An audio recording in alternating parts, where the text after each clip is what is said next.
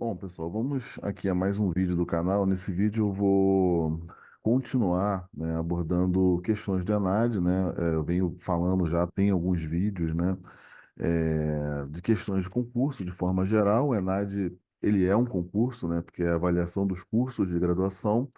E eu vou abordar três questões do ENAD, acho que de 2022, do curso de processos gerenciais. Deixa eu compartilhar com vocês aqui o arquivo propriamente dito. Espera aí, só um minutinho aqui, deixa eu só fechar aqui. Acho que vai ser melhor baixar o arquivo. Vou baixar os dois arquivos aqui, né? Vou baixar um arquivo aqui e vou baixar o outro arquivo que eu acho que vai ser melhor, tá? E vou baixar também já o gabarito, tá certo? Vou fazer três questões aqui rapidinho. Vou até fechar isso aqui. É de 2022, tá? Deixa eu só abrir os arquivos aqui. Abrir os dois aqui já. Um é a prova e o outro é o gabarito, né? Claro, para a gente conferir, né? Mas eu vou explicar também o contexto das questões, enfim. Então, aqui, 2022, a gente já abriu o gabarito aqui. Eu vou abrir, vou. Tá, temos aqui o gabarito e temos a prova. Beleza. Então, deixa eu só compartilhar com vocês aqui, ó, em relação. Beleza. Então, temos aqui. Tá, ótimo. Então a gente compartilhou aqui a prova, ENAD 2022, Tecnologia em Processos Gerenciais. Um dos cursos que eu dou aula é o curso de Tecnologia em Processos Gerenciais. Esse é um dos cursos que eu ministro algumas disciplinas sempre relacionadas à parte de logística e operações. Eu só ir aqui propriamente para a questão, que são as questões 18, a questão 29 e a questão 30. Essas provas estão disponíveis, tá? Né? Não tem nenhum segredo ou mistério para para ter acesso a essas provas, não, tá? Deixa eu só. Aqui ele fala de temas atuais também, é bom, é importante estar atualizado. É uma prova de concurso mesmo, de fato. Deixa eu só colocar aqui 18, peraí. É até mais fácil um Ctrl F, né? Mas enfim, questão 18, vamos lá. No contexto da gestão da cadeia de suprimentos, só me posicionar aqui. No contexto da gestão da cadeia de suprimentos, a logística existe para transportar e posicionar estoques com o objetivo de conquistar, pelo menor custo total, benefícios relacionados ao tempo, ao local e à propriedade desejados. O estoque tem valor limitado até que esteja posicionado no momento e no local certos para apoiar a transferência de propriedade ou a criação de valor agregado. Para que uma cadeia de suprimentos extraia o máximo de benefício estratégico da logística, toda a gama de trabalho funcional deve estar integrada. As decisões em uma área funcional terão impacto sobre o custo de todas as outras, né? E essa inter-relação de funções que desafia a implementação bem-sucedida da gestão de logística integrada, que é essa visão integrada, o livro do Giacomelli aqui e do Pires, Logística e Distribuição. Bom, então dá a noção, ele faz aqui um preâmbulo, fala de estoque, fala de integração na cadeia de suprimentos, enfim. E aqui ele coloca, né, uma configuração que é muito usual: matéria-prima, fornecedor, a empresa, pode ser que é a fábrica, o distribuidor e o cliente final. E o sentido da integração, uma seta apontando nas duas direções, direção a jusante em direção ao consumidor final, direção a montante em direção a fornecimento, fábrica, fornecimento. A partir dos dados apresentados, avalie as afirmações a seguir acerca do processo de integração logística. Bom, questão de verdadeiro ou falso. O que eu sempre sugiro, né? O que eu sempre sugiro é que vocês procurem trabalhar com eliminação.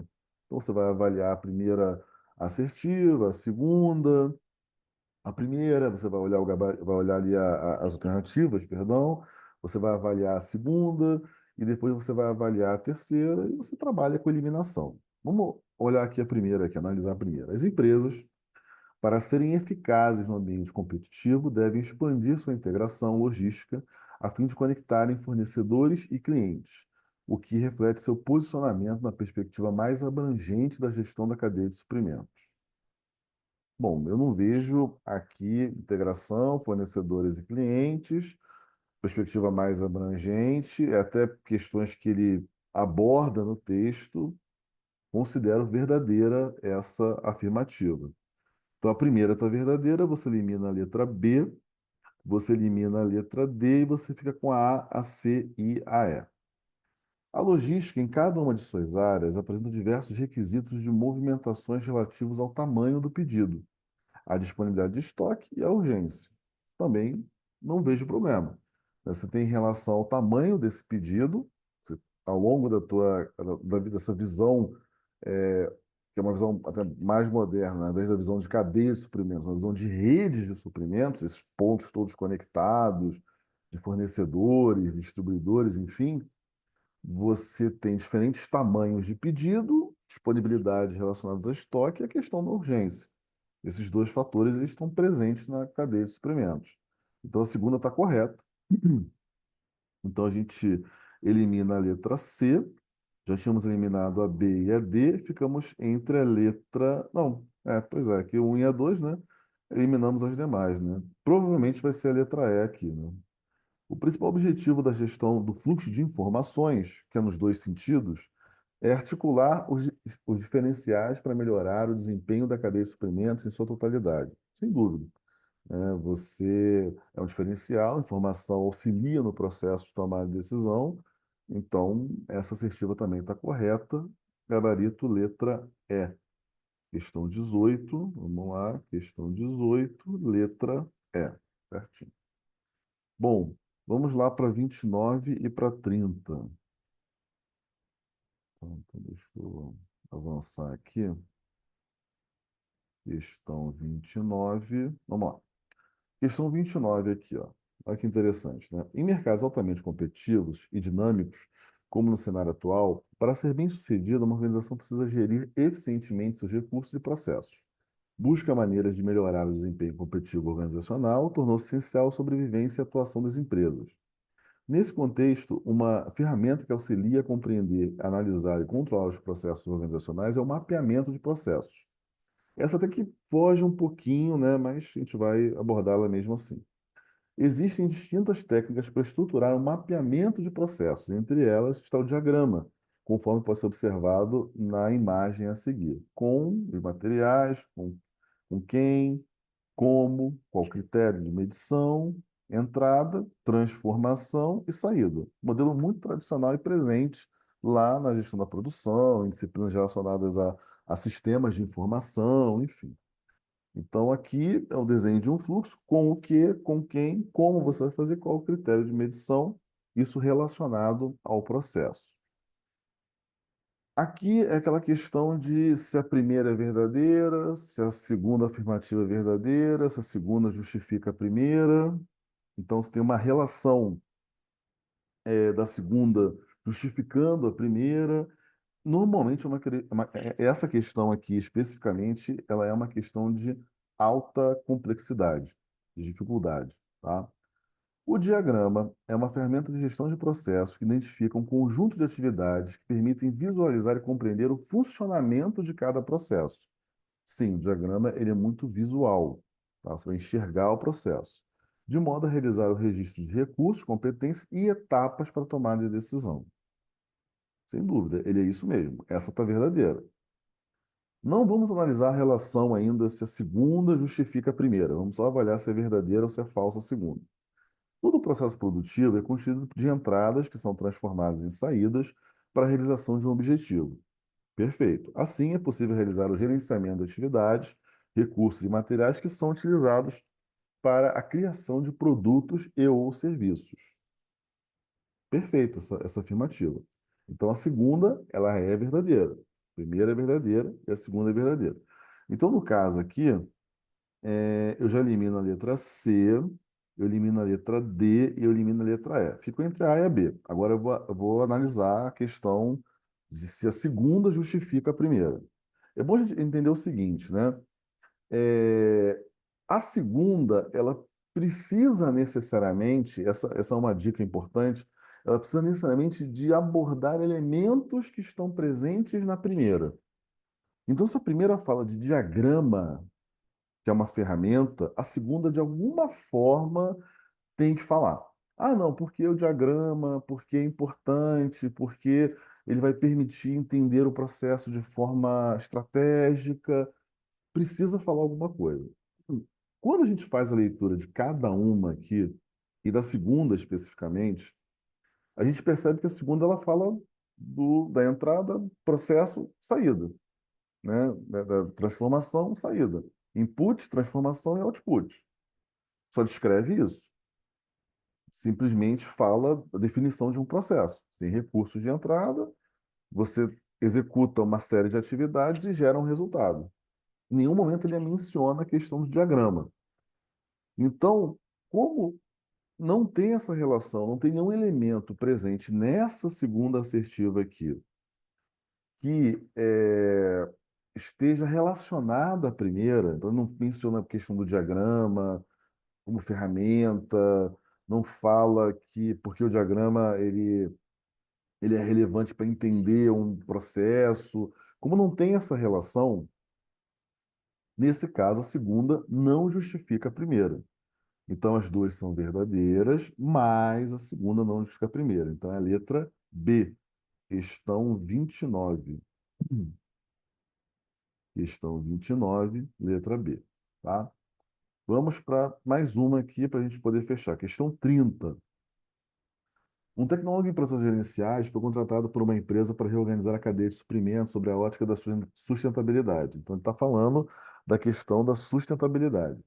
Para tanto, ele precisará avaliar os impactos socioambientais das atividades logísticas, os agentes e departamentos envolvidos ao longo da cadeia de suprimentos, além de buscar maneiras de reduzir os impactos negativos socioambientais causados pelos processos da organização. Após realizar uma análise do cenário logístico organizacional, o tecnólogo deverá apresentar algumas propostas de melhoria à gerência da empresa. Então, ele está falando a questão da sustentabilidade.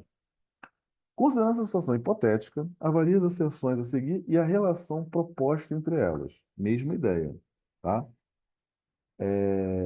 A utilização dos modais de transporte, bem como a logística reversa, devem ser preocupações do tecnólogo na análise logística sustentável.